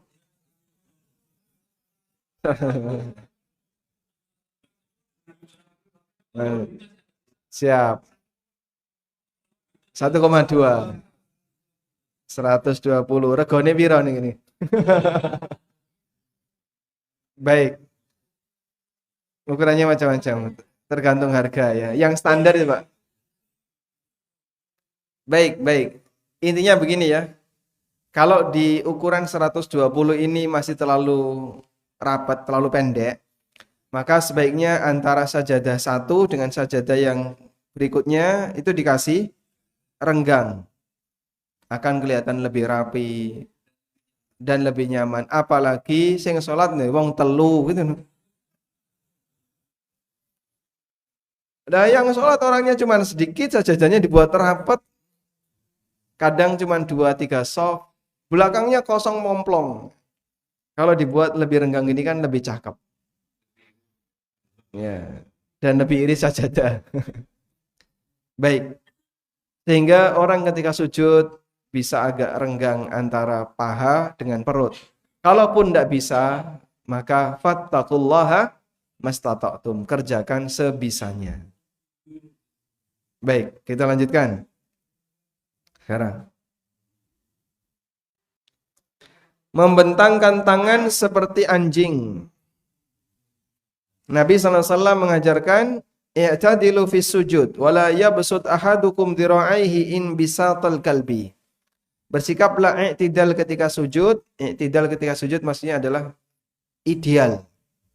I'tidal di sini maksudnya ideal. Lakukanlah sujud dengan ideal. Dengan ideal itu dengan maksimal. Yang terbaik. Jangan bentangkan lengan kalian di tanah sebagaimana anjing. Maka siku jangan ditaruh di bawah. Meskipun rapat softnya, siku tetap diangkat. Tidak nempel. Duduk ik'a seperti anjing. Abu Hurairah bercerita, amaroni Rasulullah SAW bisalas. Rasulullah SAW memerintahkanku 3 hal dan melarangku 3 hal. Apa saja? Nakratin kanakratidik, mematuk seperti ayam. Cepat. Jadi sujudnya cepat. Wa ik'ain ka ik'ail kalbi, duduk ik'a seperti anjing. Waltifatin kaltifati sa'lab, dan tolah-tolah seperti rubah. Ini dilarang dalam satu hadis. Nah, sekarang kita lihat duduknya anjing kayak gini. Ini yang dimaksud dengan ik'a anjing. Jadi pantatnya ditaruh bawah, lututnya ditegakkan, betisnya ditegakkan. Salat seperti ini tidak boleh. Ndodok. Salat seperti ini tidak boleh. Apa ada Pak orang yang salatnya kayak gini? ini dijumpai kalau orang mau bangkit ke rakaat berikutnya. Ya meskipun itu hanya posisi gerakan antara ya.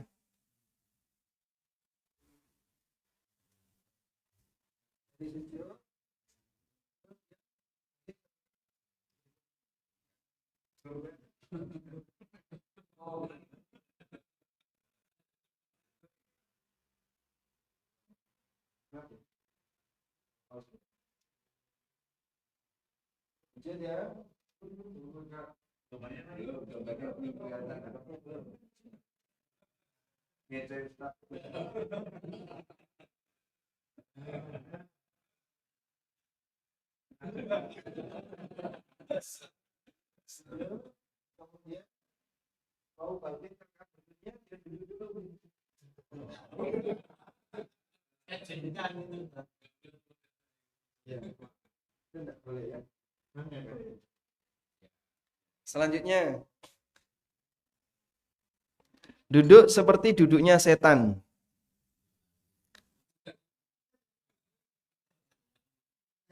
Coba ganti. Nanti gambarnya setan gimana, Pak?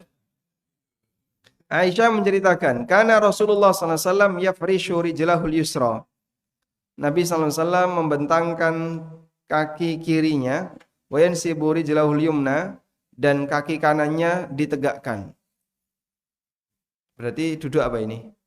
Iftirash. Ini duduk iftirash. Kaki kiri dibentangkan, terus diduduki, kaki kanan ditegakkan. Wa kana yanha an uqbati syaitan, dan beliau melarang seperti duduknya setan.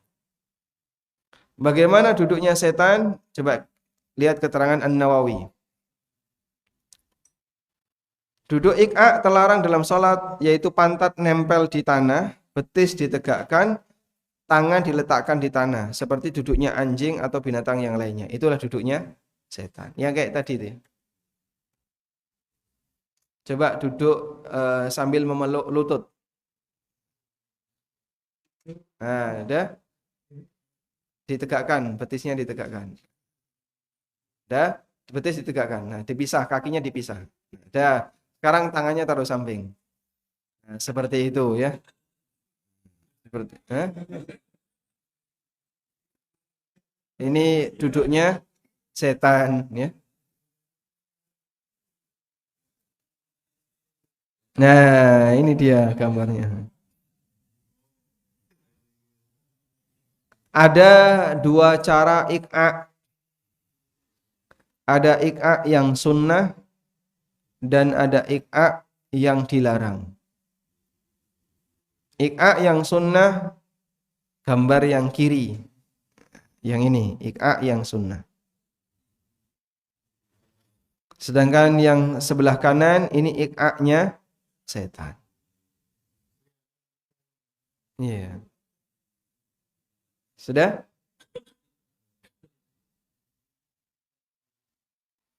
Selanjutnya, duduk nyender seperti orang dimurkai. Dari Asy-Syarid bin Suwaid. Beliau pernah melihatku duduk seperti ini. Aku letakkan tangan kiriku di belakang, lalu aku bersandar dengan tangan kiri itu. Kemudian Nabi SAW mengatakan, Ataqa'udu qi'adatal maghdubi alaihim. Apakah kamu duduk seperti duduknya al-maghdub alaihim? Al-maghdub alaihim itu sinten? Yahudi. Orang yang dimurkai. Paham duduknya? Gimana, Pak? Bersila itu tangan kirinya di belakang. Jungkat-jungkit seperti ayam mematuk, terlalu cepat ya. Sujudnya terlalu cepat. Tak boleh. Berikutnya, kopat kapit seperti keledai. Coba kita baca hadisnya. Dari Jabir bin Samurah radhiyallahu anhu. Ketika kami salat bersama Rasulullah SAW, kami mengucapkan Assalamualaikum warahmatullah. Assalamualaikum warahmatullah. Assalamualaikum warahmatullah. sambil berisyarat dengan kedua tangan ke samping masing-masing. Kemudian Rasulullah sallallahu alaihi wasallam mengingatkan, alamatumi'una biaidikum ka'annaha adnabu khiyalin syumsin. Mengapa kalian mengangkat tangan kalian seperti keledai yang suka lari? Keledai itu nggak bisa diem ekornya. Ekornya nggak bisa diem. Kopat kapit terus. Ya. Sudah? Innama yakfi ahadakum ayyadu ayyadahu ala fakhidai. Kalian cukup letakkan tangan kalian di atas paha, tsumma yusallimu ala akhi. Kemudian dia ucapkan assalamualaikum, assalamualaikum, noleh ke kanan dan noleh ke kiri. Tidak perlu diiringi dengan tangan. Iya, assalamualaikum warahmatullah. Assalamualaikum warahmatullah. Maksud orang seperti ini itu apa sih, Pak? Hah? Minta sedekah.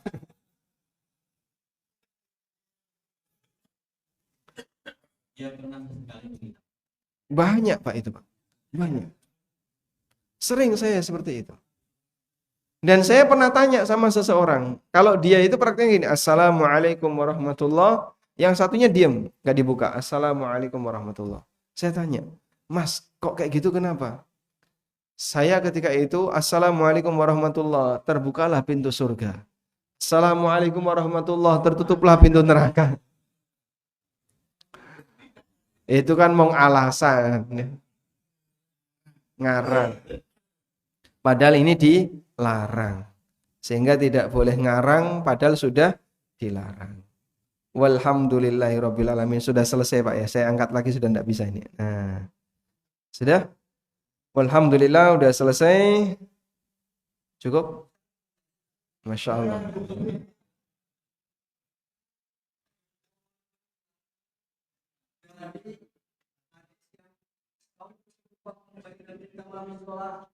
Sawu sufakum. Baik.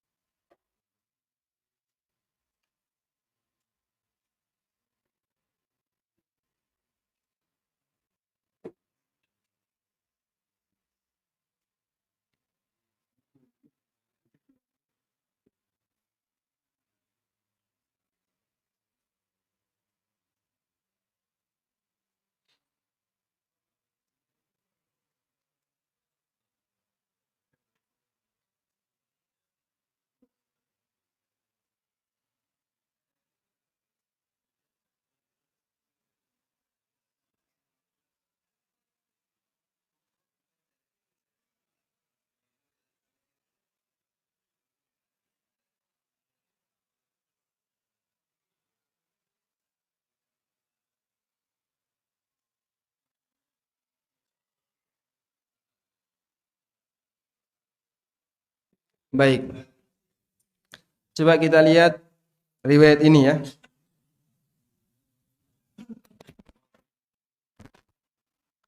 Ini yang dipraktekkan di zaman Nabi SAW ketika beliau merapikan shaf pada saat sholat jamaah.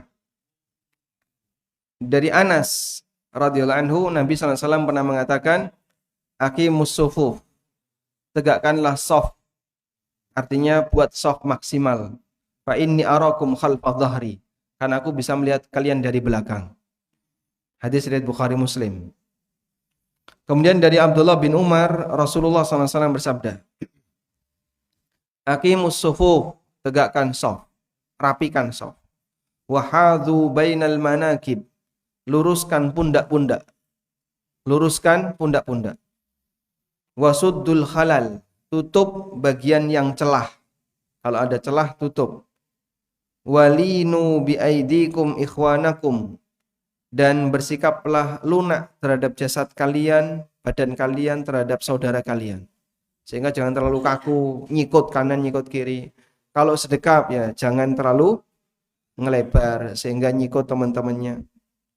Wala tadaru furujatin lisyaitan, dan jangan tinggalkan ruang untuk setan. Wa man wasala saffan wasalahullah. Siapa yang nyambung shaf, Allah akan sambung dia. Dan siapa yang memutus shaf, Allah akan memutusnya. Selanjutnya, bagaimana praktek sahabat? Nu'man bin Bashir bercerita, Aqbala Rasulullah sallallahu alaihi wasallam 'alan nasi biwajhihi. Sebelum salat mulai, Nabi sallallahu alaihi wasallam menghadap ke arah makmum. Faqala, lalu beliau berkata, aqimu sufufakum thalathan. Tegakkan shaf kalian. Beliau ucapkan 3 kali. Wallahi la tuqimanna sufufakum aw la yukhalifanna Allahu baina qulubikum. Demi Allah, kalian harus tegakkan shaf kalian dengan baik, atau kalau tidak Allah akan buat hati kalian saling bermusuhan. Qala Nu'man, kata Nu'man, fara'aitu rajulu yuzliku mankibahu bimangkibi sahibihi. Aku lihat, ini kan saksi sejarah ya, yang melihat kejadian. Aku melihat orang ketika itu mereka menempelkan pundaknya dengan pundak sampingnya. Wa rukbatahu bi rukbati sahibihi. Dia pun tempelkan lututnya dengan lutut sampingnya. Wa ka'bahu bi ka'bi sahibihi. Dia tempelkan tumitnya dengan tumit sampingnya. Itu praktek sahabat ketika merapatkan shaf. Jadi yang atas ya, batasnya adalah pundak. Pundak nempel kanan kiri. Pas. Ketika nempel kanan kiri jadinya lurus. Karena yang diperhatikan adalah kelurusan. Sudah? Lalu bagian tengah lututnya direnggangkan. Sehingga nempel kanan kiri. Setelah itu dilepas. Lalu bagian bawah adalah tumitnya ditempelkan. Ini praktek sahabat ketika sholat di belakang Rasulullah Sallallahu Alaihi Wasallam. Sehingga sebenarnya nggak ada celah. Tapi rapat antara satu makmum dengan makmum yang lain. Wallahu a'lam. Cukup jelas insyaallah ini. Okay.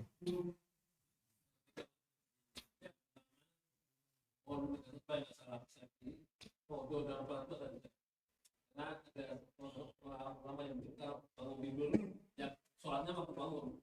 Kalau lupa ya sholatnya waktu lupa. Tapi bukan itu buat foto. Nah ini kalau beda.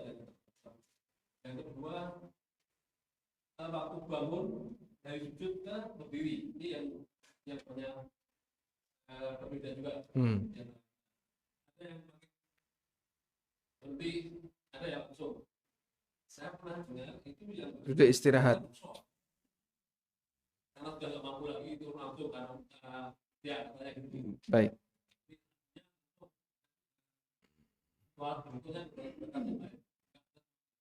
Baik. Yang ketiga ini pengalaman. Waktu alhamdulillah melihat di sana itu sudah terbang pada pandangan saya. Tidak ada lagi orang yang tahu. Iya. Saya nggak melihat orang ketawa. Itu roh Inspirasi. Ini apakah ada dalilnya atau bagaimana? Baik. Masya Allah, barakallahu fikum. Persiapan ada mikrofon di belakang. Mikrofon Pak Roni tadi ada Pak? Oh, di belakang ada mikrofon ya. Baik, silakan.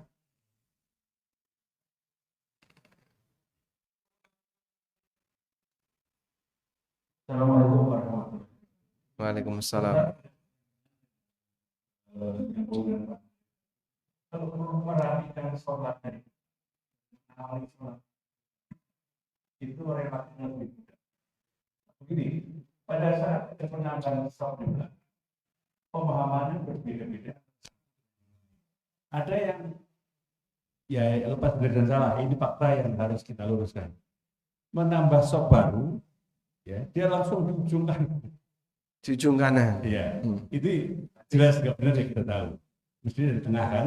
Ya. Nah, persoalannya pada saat kita tahu bahwa itu salah dan dia sudah mengawali sholat di sana, mestinya kita di sini kan? Ya. Kalau dekat ditarik ya masih wajar. Kalau sampai masjidnya besar, kita bawa gimana itu jalan tengahnya? Masya Allah. Sehingga pada saat ini nambah barisan, ini masih tambah lagi nambah barisan.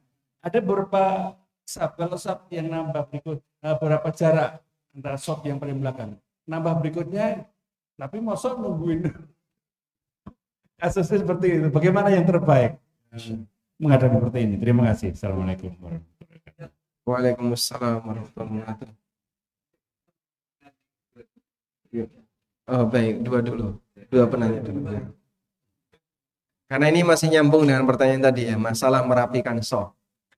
Memang yang ideal seharusnya ketika membentuk soft baru itu diawali dari tengah, bukan dari kanan. Tapi pendidikan seperti ini, edukasi seperti ini kan tidak semua muslim paham.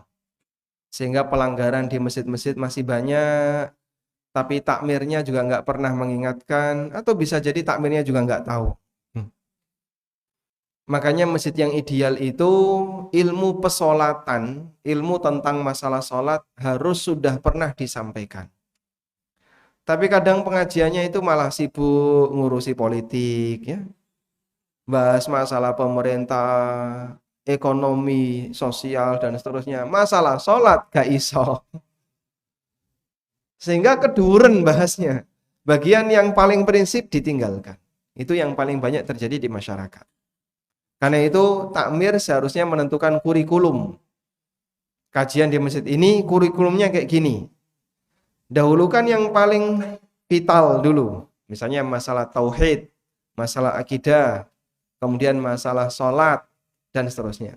Dan nggak perlu khawatir, tapi ini kan nanti banyak pendapat. Banyak pendapat itu jenengan sebelum lahir aja sudah ada. Terus kenapa yang perlu ditakuti? Adanya perbedaan pendapat itu, jenengan belum lahir itu sudah mempelajari perbedaan pendapat itu tidak sama dengan mengajarkan orang untuk berbeda pendapat. Justru ketika itu sama-sama dipelajari, nanti orang lebih dewasa dalam menyikapi. Dan itu terbukti dalam banyak masjid. Alhamdulillah mereka yang mau belajar siap untuk menerima itu. Baik. Terus kalau kejadiannya seperti tadi ya, sudah terlanjur orang itu membentuk soft di ujung kanan. Kita baru datang. Andaikan yang membentuk soft di sebelah kanan itu anak kecil atau remaja, kita sebagai orang tua, mungkin kita bisa nyeret. Ini usianya podo, apalagi lebih tua. Jenengan gemuk lagi. Jenengan menjumpai kayak gitu, diseret, nyampluk.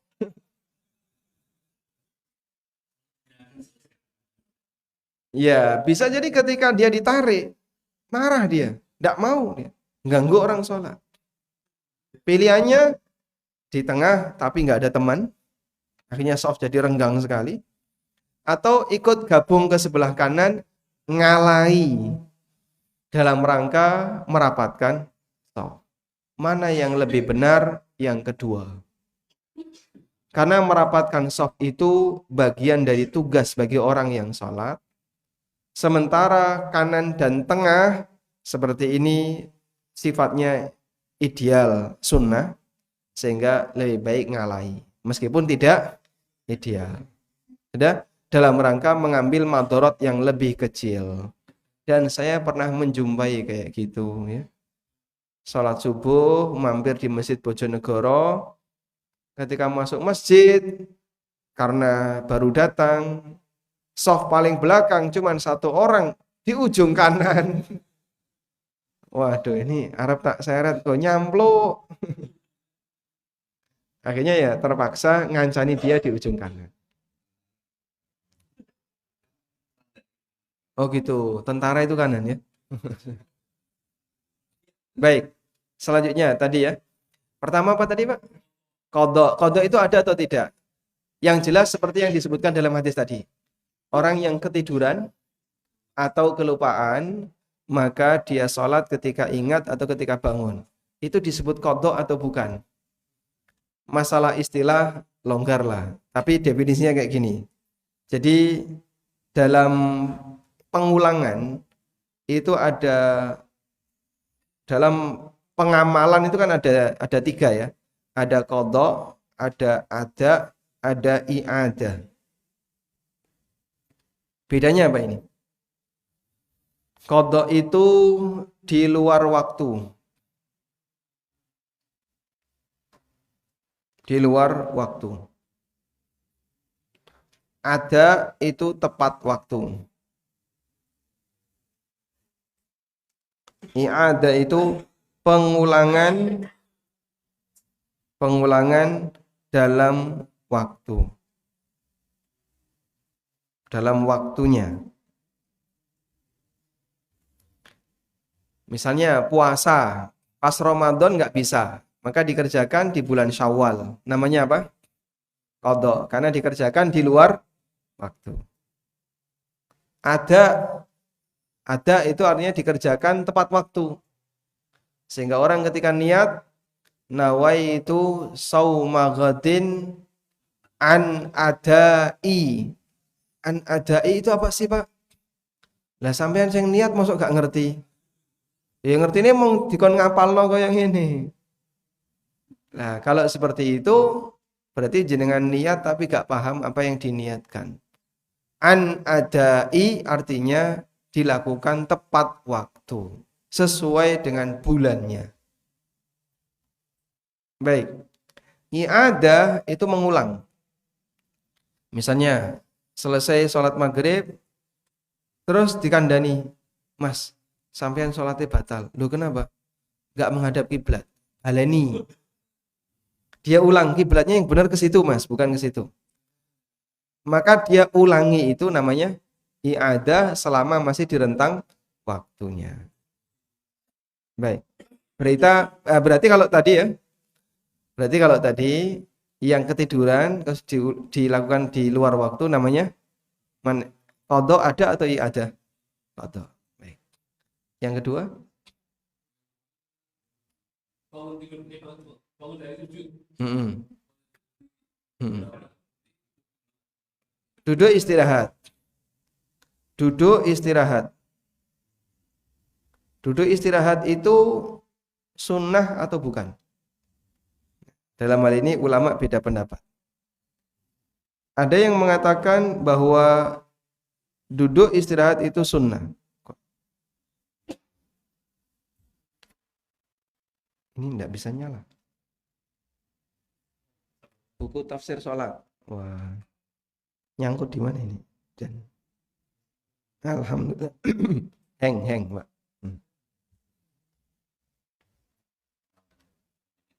Oh iya ya. Nanti kalau Bapak punya buku tafsir sholat, bisa dibuka di duduk istirahat. Ada 9 catatan tentang duduk istirahat. Di halaman 232. Halaman 232.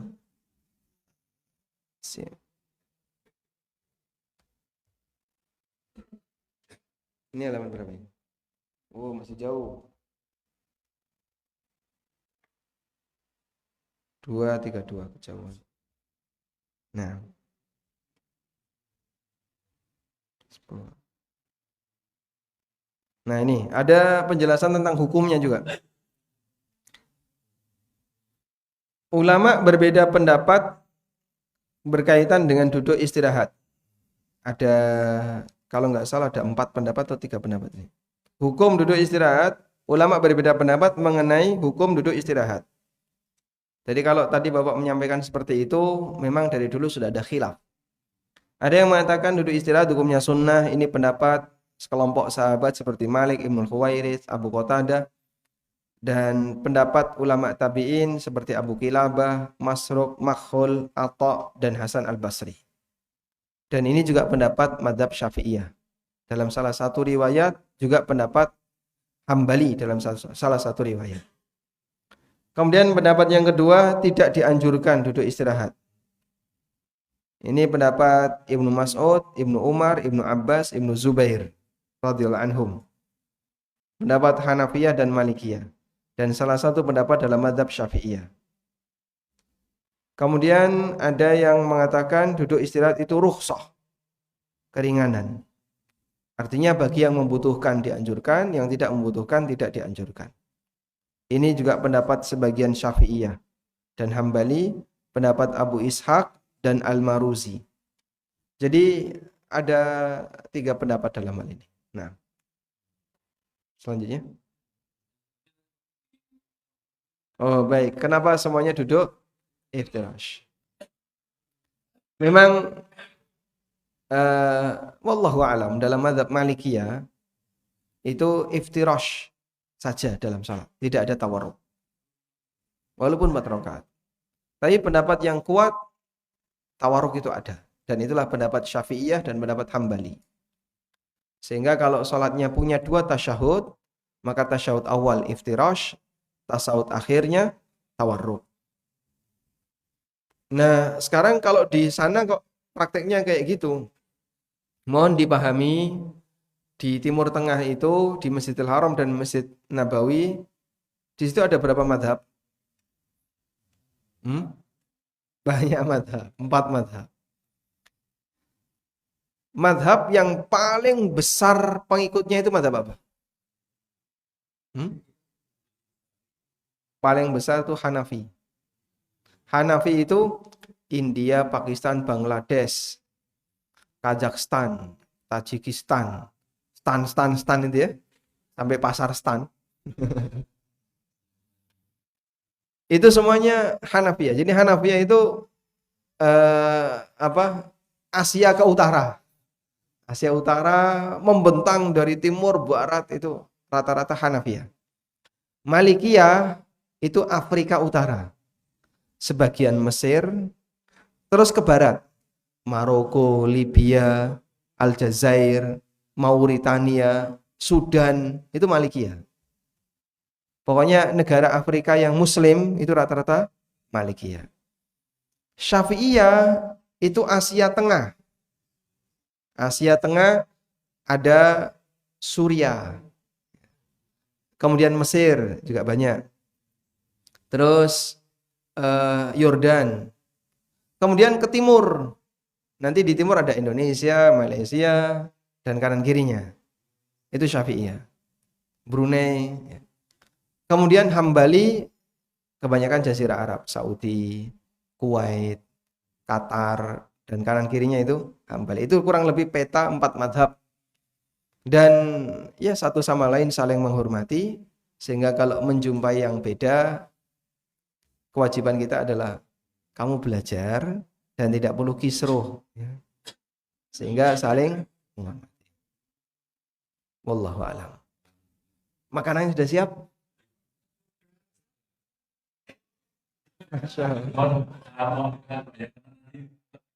Sesi berikutnya.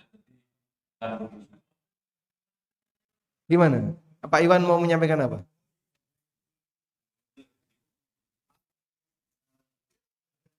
Syahadat, tasyahud. Jadi sebenarnya kapan orang menjadi tapi selanjutnya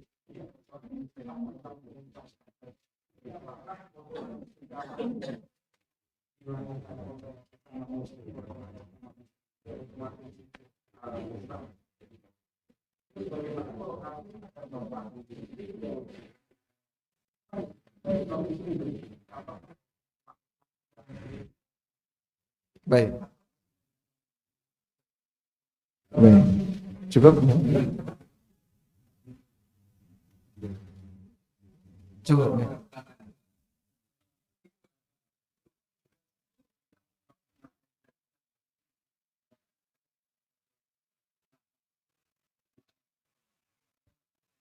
Nah, baik. Ini insya Allah sebentar saja ya. Pertanyaan ini sama persis seperti PKL, Pesantren Kilat Lansia angkatan berapa? 5 atau 4? Angkatan 4. Ada yang bertanya seperti ini. Persis. Kapan sih kita disebut sebagai muslim? Padahal kita kan tidak pernah secara resmi mengatakan 2 kalimat syahadat. Sehingga kita sebagai muslim itu sejak kapan? Maka jawabannya seperti ini ya. Jadi Islam itu ada yang hubungannya antara kita dengan Allah dan ada yang hubungannya antara kita dengan sesama. Berislam. Ada yang hubungannya kita dengan Allah. Hubungannya hamba dengan Allah. Ada yang sifatnya hubungan hamba dengan sesama. Baik. Hubungan hamba dengan Allah, sejak kapan seorang disebut telah berislam di hadapan Allah? Sejak dia menjadi ahli tauhid. Sehingga kalau dia sejak lahir sudah berada di lingkungan keluarga muslim dan tidak pernah berbuat kesyirikan, tidak pernah diajari perbuatan kekufuran, maka dia muslim dari lahir. Otomatis. Ya. Karena dia tidak pernah melakukan kegiatan kekufuran. Tidak pernah beragama dengan agama selain Islam. Dan Allah Maha tahu karena dia seorang muslim. Dengan aktivitas Islam yang dia lakukan. Yang kedua, berislam dalam hubungan hamba dengan sesama. Ini butuh bukti.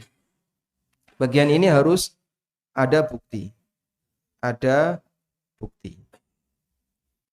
Kalau dia Islam dari awal dan masyarakat memahami dia sebagai muslim, itu sudah lebih dari sebatas bukti.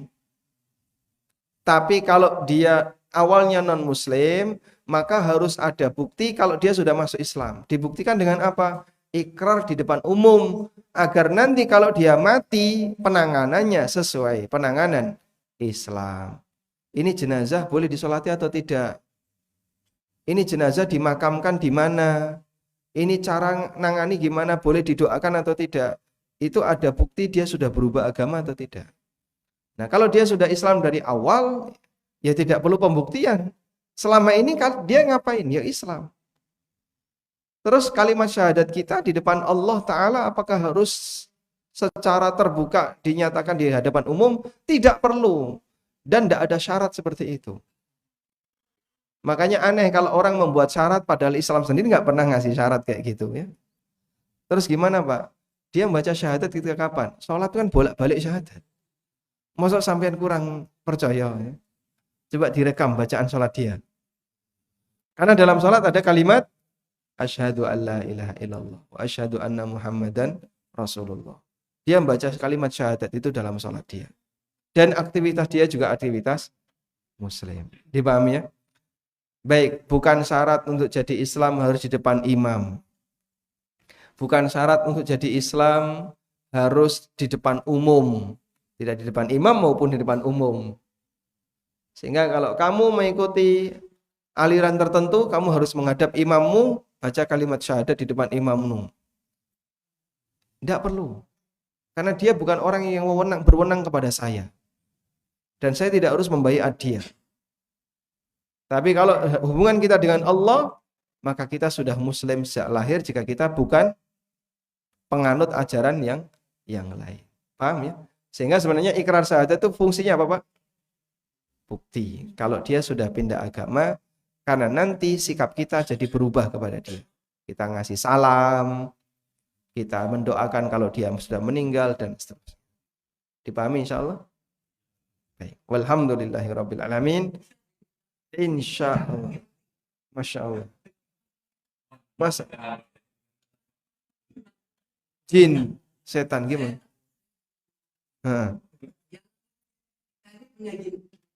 Korin.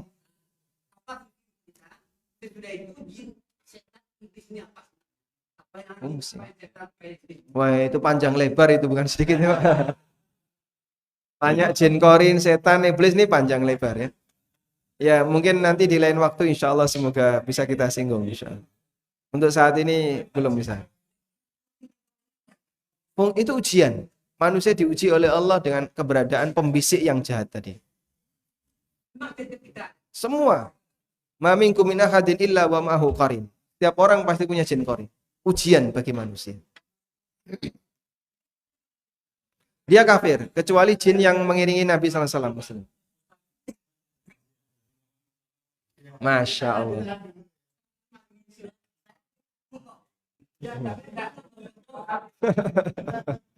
Baik. Nah, baik demikian, semoga bermanfaat. Hah? Apa? Baik, kalau Anda sabar dapat ya. Kalau emosi nggak dapat. Wassallallahu ala nabiyyina Muhammadin wa ala alihi wa sahbihi wasallam wa akhiru da'wana anil hamdulillahi rabbil alamin. Wassalamualaikum warahmatullahi wabarakatuh.